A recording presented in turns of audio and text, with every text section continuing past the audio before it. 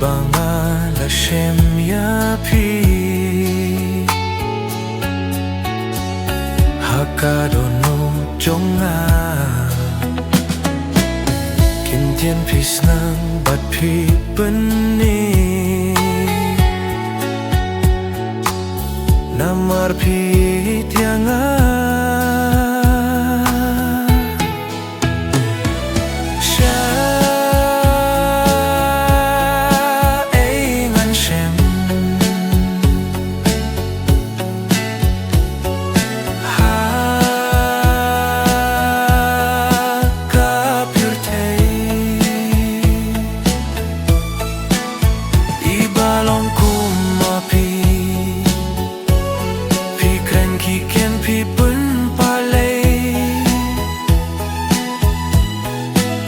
Sajing bapi beni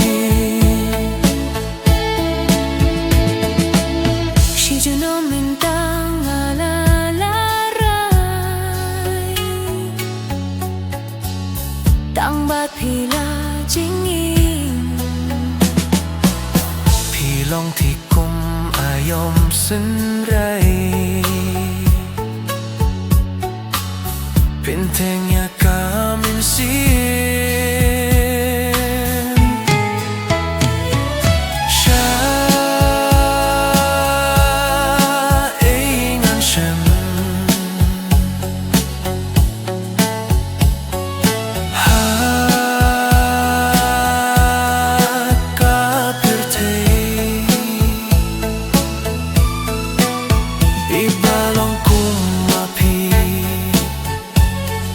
Kren ki kien pi pen palei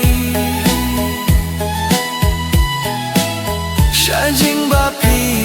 peni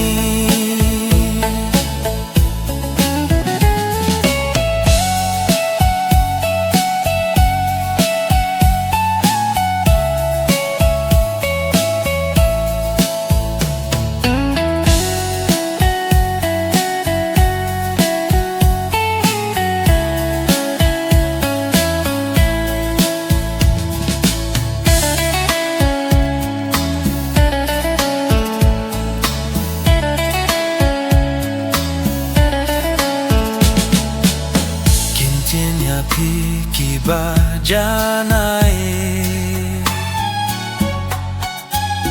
ngadon haka min sim Kung klur hapi ngan yai pernai Klem ting kai ne pai di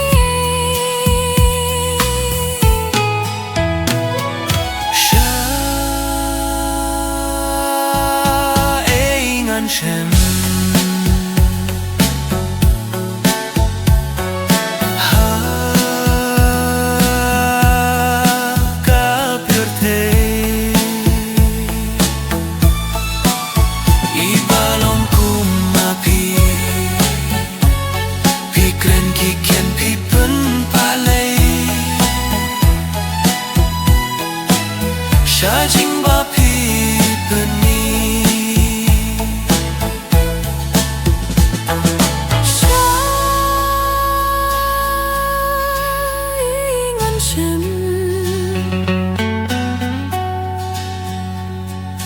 Ha